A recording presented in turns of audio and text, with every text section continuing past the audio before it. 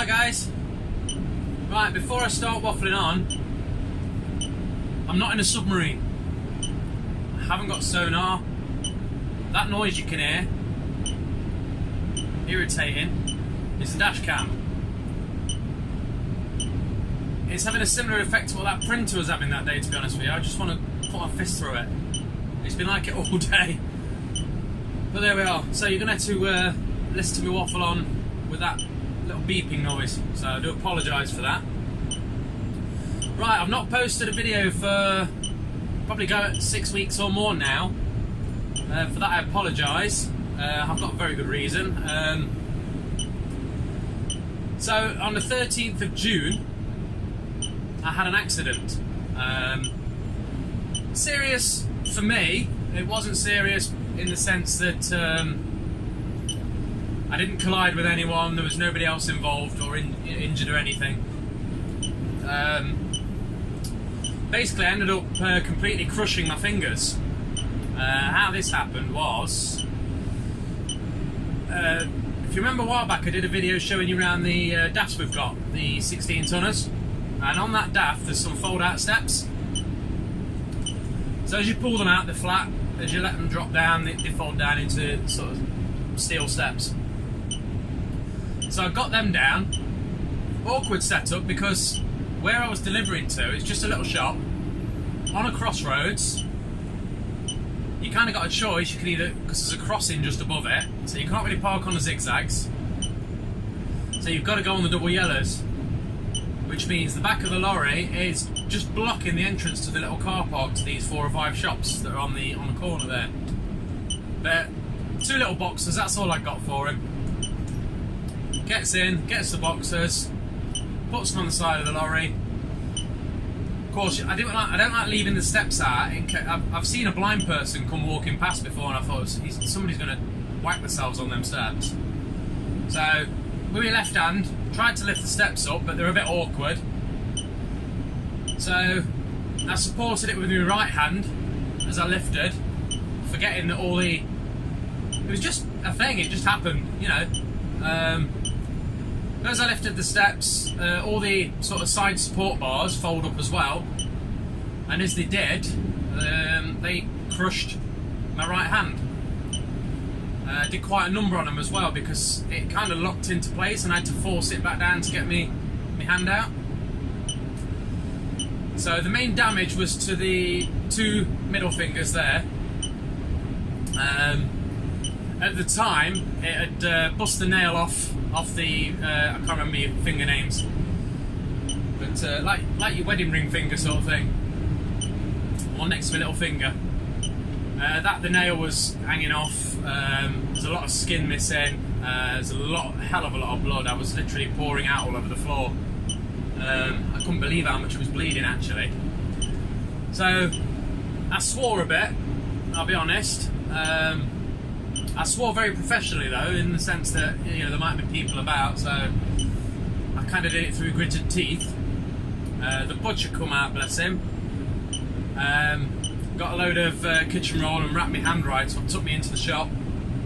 We had it running under the cold tap for about sort of 5 minutes or more. That put me through the roof, I'll tell you now. Anyway, there's a pharmacy a couple of doors down, like 3 shops down. So he said nip in there and you might be able to help me out. So I did, and there's some poor lad, he only looked about 16, behind the counter, and I walks in with this gruesome sight of a hand, and he looked like he was going to pass out. And he went and got the pharmacist, and he took me in the back room, and did his best to sort of put some strap round him, and he put some little strips on to try and hold the nail and skin sort of together. Then padded it all up for me, and of course at this point I'm panicking about the lorry because that's sort of parked in the best way I could get it. You know, people could get around it, but again they couldn't get in or out the little car park. So I got butcher's lad watching that for me. So gets in the lorry, managed to move it so that it wasn't blocking anywhere and get it somewhere safe. Rang our depot up, and I was a good 80 odd mile away. So our second in command, our other transport manager, he come down with one of the lads in the Nissan that we've got, the little Nissan Pathfinder. Transport manager carried on with my run, and the other lad took me straight back to Nottingham and took me to the accident and emergency at the Queen's Medical Hospital. And yeah, it happened. It was a Wednesday. It happened about 10:15 in the morning. I think I got to the hospital between 1 and 2 that afternoon. And yeah, I was there till about 7 o'clock in the evening. I had to have obviously had to have it all cleaned and checked and dressed and everything. I had X-rays. Both fingers were fractured and got crushing basically at the end of the fingers, so all the bones had fractured, and they sent me home with an appointment to go straight back to the other hospital, the city hospital, the next morning. So I think I got about 9 PM because when I'd done at the hospital I had to try and get some help to try and get my car back home, because obviously the missus was going to need to take me to the hospital the next day. So I went to the hospital the next day. I thought they were just going to... Apparently they might have been doing some surgery on it. They couldn't quite understand what they're on about, to be honest. But yeah, I went to the hospital the next day. Straight up to a ward. Put me in the gown and everything, you know, we are all showing. And was laid in a hospital bed all day. And they kept giving me... cause it's still very painful, it was still bleeding. They kept giving me ibuprofen, paracetamol, Oromorph, stuff like that. So that was a joyous day, just sat around in hospital. That was the Thursday. I was on an emergency list for surgery. I didn't get the surgery that day, so that carried on over into Friday on this ward. So I basically spent sort of 2.5 days in hospital. Eventually on the Friday night, they took me down to surgery at about 7 PM, and I had to have my nail removed, and they had to stitch all the it had split underneath right down to the bone, so they'd stitch all under my nail up. They did it while you're awake, which is nice, so you can feel them tugging at your nails, which was still makes me feel sick thinking about it. They had to stick syringes up my fingers to numb the actual fingers, which was probably one of the most painful things through the whole procedure, to be honest. I didn't feel the rest. Felt it the next day, I must say. I think it wasn't about 24 hours later that the numbness started to wear off in the ends of the fingers, the bases of the fingers. So yeah, that was that week. Then for the following 2 weeks I had to go to the hospital a couple of times a week to see the physio and have the dressing done.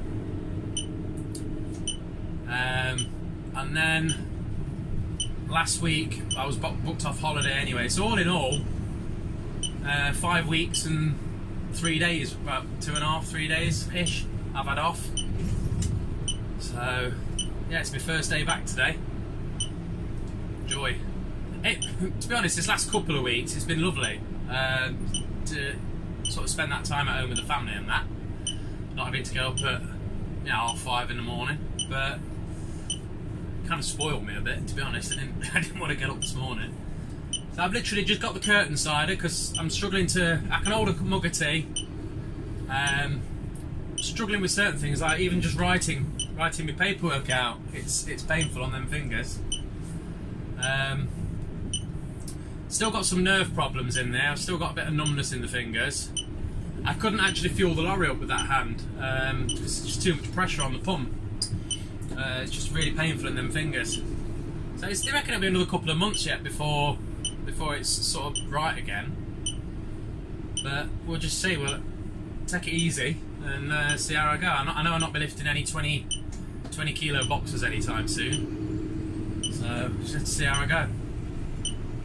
That's about it, really. Note to tell you, because I haven't done it. I've literally just took 18 pallets up to Sleaford today, and I don't know if I've got anything else to do when I get back. I might just end up picking some orders, you know, just some little bits and bobs, some light stuff. So yeah, that's it really. Beep, beep, beep.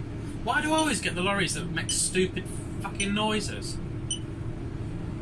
Somebody's trying to drive me insane, you know? Does your head in? What with that and printers printing themselves? Crazy. Oh, we have got a new van though. I might get to go for a little spin in that. We've got one of these Peugeot ones now instead of a Sprinter, and it's got all the sat nav built in and everything. And apparently everybody's, while I've been off, everybody's been arguing over it because it's the only vehicle we've got on the fleet that's got air conditioning. And in this heat we've had, it's been in high demand. So I might get to have a go in that this week. You never know. And there we are. But I am sweating. So it's 26 degrees at the minute, according to the clocky in there. So yeah, so I'll be back at base in about 10 minutes. Woo. Spend the rest of the day in the warehouse. Nice. Alright, I'm gonna go, because like I say, I could waffle on about note if you want, but pigeon! Oh, fucking hell. What is up with pigeons? So, it flew straight into the front of the lorry. Just saw the feathers flying out the back. Idiots. I think they're like stunt pigeons, aren't they? They're just like extreme sports pigeons now. They're just constantly in the frigging road. I don't know what's the matter with them. I hate that, you know. I really do. So I like my wildlife. Oh, another roadkill. Oh well. Right, I'm gonna go. I'll catch you later. Cheers. Bye.